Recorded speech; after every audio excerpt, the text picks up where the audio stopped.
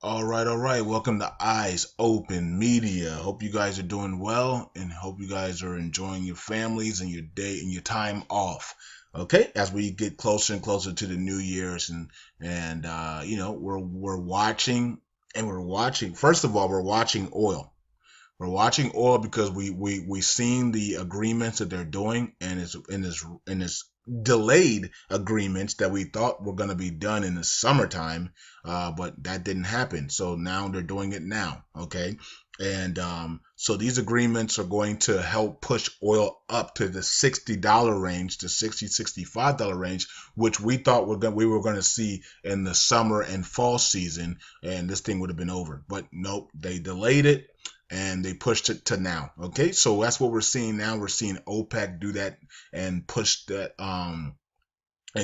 so they can push the oil up to the $65 range, which will help the Iraq's budget out and get Iraq going into the global market economy. We're also watching the Dow. For 20,000. We're watching the IQD rate, which will probably need to happen so the Dow can go to 20,000, as I told you guys in the other video. Also, we are what else are we watching? The Dow, the rate, 20,000, and we're also watching Obama. Okay, we're watching Obama because his time is ticking before Trump is inaugurated, and we told you that you need to watch Obama, not what he says, but what he does, because as you guys saw today, America, did not do anything, and the UN, the UN stepped in there against Israel, right? So it is what it is. So we knew that was coming soon, but we didn't know it was coming now. It's kind of the timings of these things are incredible, as you guys are gonna see in these other articles. The timing of these things are incredible. It's like Obama knows that he has to get all these things done before Trump gets into office. Okay, and these, a lot of the things that he's gonna get done are not good for America's future. But he's gonna try to get them done anyways. Okay, so let's before we begin, this is Valentas, as some of you guys know from the other channel, the main channel. This is Valentas. We're doing a good job in here. You guys that have joined Valentas already have 50, 100, 200 people underneath you already from your upline, which is me and other people, and also THW Global Leader, THW Leadership, which is placing people underneath you. So far, I have about almost 500 people underneath me on my team, actually, and about almost 20 paid members. Okay, so every Thursday there's a cutoff. So basically what you do is you come in here, you sign up with the link in the description, and you take a tour, the free tour, you check it out, and you start to get people signing up underneath you. And on Thursdays, you decide if you want to upgrade or not, okay, by Thursday. And if you got 2 or 3 people underneath you, and they, paid members underneath you, I'm saying, not, you can have 100 people underneath you, but if you only got one paid member, you might want to wait another week, right? Or it all depends on what that paid member purchased, right? If you purchased the expensive packs, and you made some good money, then cool, you go ahead and upgrade, and then you're good to go. But if you got 3 or 4 people underneath you, then it might be good to go ahead and upgrade and lock those people in. Because if you don't lock them in, what happens? They come to me and they come to your upline, okay?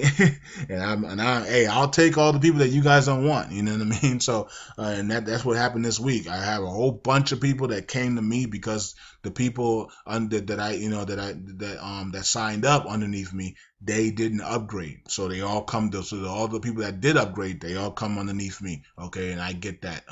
So it is what it is. This is very easy. Your upline does all the work for you. We put people underneath you, and you're good to go. And then once you have 3 to 4, maybe 10 people underneath you, paid members, you sign up, and then you start getting commissions weekly on the week leg, and then monthly on all together overall. There's 7 different ways to get paid. There's rankings in this as well, so I'm not going to go over that. Tomorrow I'm going to go over the Valentas again, and we're going to look at the rankings and things of that nature. And there also is conference calls and things of that nature weekly. Okay, so that's Valentas. You guys can sign up in the description section if you want to, and just let your team build, and then on Thursdays. Every Thursday is a cutoff. You can see if your team, if you got some paid members underneath you, and then you lock them in. If not, they come to me.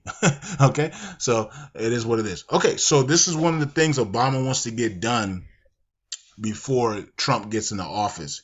He already just got kicked Israel, in the butt today. Okay, so they kicked Israel in the butt today, and that's gonna bring judgment on America. We already know that.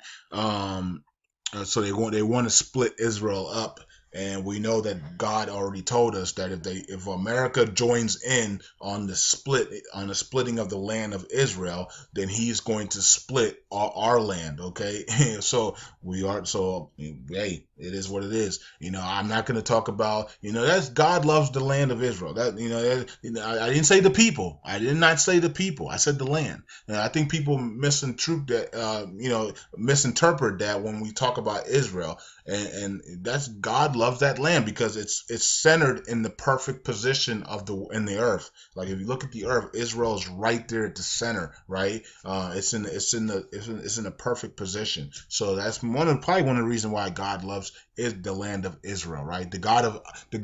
Let's make this clear. The God of Abraham, Isaac, and Jacob, and Noah, and Joseph, and Elijah, right? Not Allah. we're not talking about Allah and the other pagan gods and the moon gods and stuff. We're talking about the God of Abraham, Isaac, Jacob, Noah, Joseph, Elijah, right? The true living God, right? That's the God we're talking about.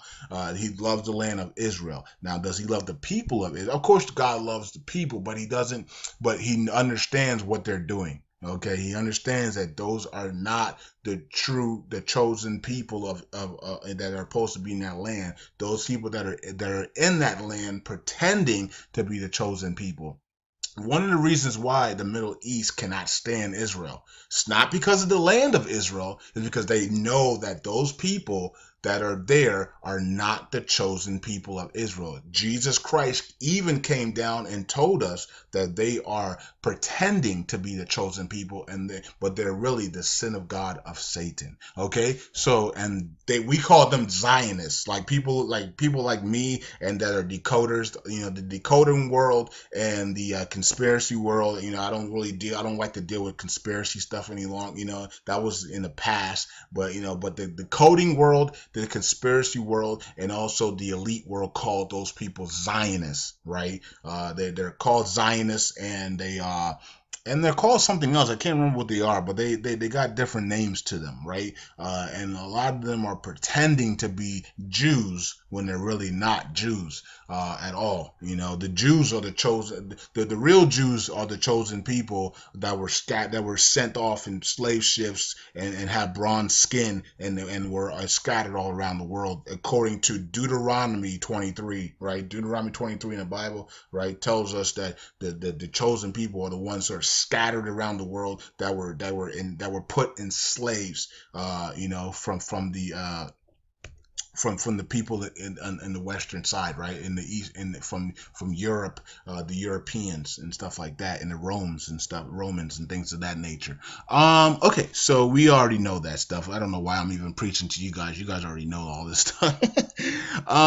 But anyways, Iran and the P5+1 to meet in January over U.S. bans renewal. Okay, and I told you guys that when I heard the United States say that they were going to renew the sanctions on Iran, I knew that they were lying. I guess we'll find out if they are lying or not. But I just thought that I said, no, this can't be right, because they signed an agreement to remove all restrictions from Iran, including the banking, for the nuclear deal, and allow Iran to become a superpower. And we know Iran is going to become a superpower, and they're going to join China and Russia and North Korea and the rest of the BRICS, to fight against the NATO in World War III in the future, right? So we know Iran's going to be a superpower. Even Trump has told the world that Iran is going to be a superpower because of the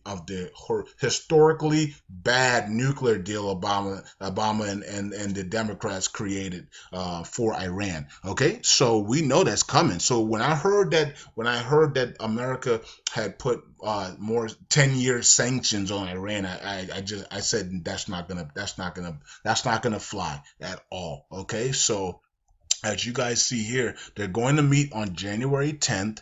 Now remember, the inauguration for Trump is January 20th. So 10 days before inauguration, they're going to meet. Okay, so the world powers are going to meet each other with Iran, and they're going to discuss the United States, and they're going to basically force the United States to remove all sanctions on Iran. Yeah, okay. So, yeah, and you don't think Obama is going to not do that, knowing that is coming in 10 days, and if he doesn't do it then, Trump's not gonna ever do it, right? Trump's gonna put life sanctions on Iran, right? So Obama knows that, so he's going to make sure that America removes all sanctions on Iran on the 10th of January or before Trump is in office. Okay, so once again, Obama is going to show you. He's going to show you his true colors here because Obama knows that if he does this, Iran's going to become a superpower and they're going to go against America. Now, why would a president of the United States remove all sanctions from a country that he knows is going to go to war with him in the future? If he really loves his country, right? And why would he even create a nuclear deal that awful that benefited Iran but barely benefited? Actually, didn't even benefit America. We had to, and then he also lied about, and then Obama then lied to Americans in their faces when he said that the money that that $1 billion plus that they sent to Iran was not for hostages. And then a couple of days later, I told you he was lying. And then a couple of days later, Obama admitted that that money was to free the American hostages. Okay, America does not. Let me repeat this. America does not send money to free any hostages. We go in and we take our people back. Okay, it's just like telling a Marine to surrender. That Marines don't surrender. Marines die. Okay, So when I was in combat zone, I didn't think about surrendering. I thought about I'm either dying or I'm killing a lot of people. Like that's your mindset, and as a U.S. force, like your mindset isn't surrendering. What is that? America doesn't surrender, so this guy, man, I tell you, man, 8 years. I'm so glad this guy is about to leave because he has made America army look weak. He has downgraded our military like crazy. He's made us he's forced the military members to surrender at sea to Iranians that are under sanctions. Oh my! I mean, just embarrassing, and then to make it worse, this government has dropped weapons for ISIS over and over and over again, and the Pentagon has to make statements over and over again saying, "Oops, we're sorry, that was a mistake." No, it's not a mistake. A mistake is made one time. After that, you're doing it. You're doing it on purpose, and you think we're stupid. So God, this the president and the government have been just straight awful for the American people. And as you guys are going to see here, Obama's going to try with all his being to get this nuclear thing and all sanctions removed from Iran immediately before Trump is in that, because he already knows Trump's not going to do it. So what they're going to have to do is really, Iraq needs to raise the value. Iraq needs to raise their value. Point blank and simple, because that's going to allow Iran to then start raising their value and show that, hey, look, we're raising our value. We need the sanctions removed, and we need the banking sanctions removed off of off of the United States banks. Okay, and that's gonna probably tell Obama to say, okay, we're gonna remove all sanctions from Iran. So we'll keep an eye on this very closely. Okay, and also Saudi Arabia to start selling oil giant Aramco shares. So I'm going to be looking into this as well, and see maybe we can grab some Aramco shares depending on the price of it. Okay, so that's it for me. Eyes open. Peace.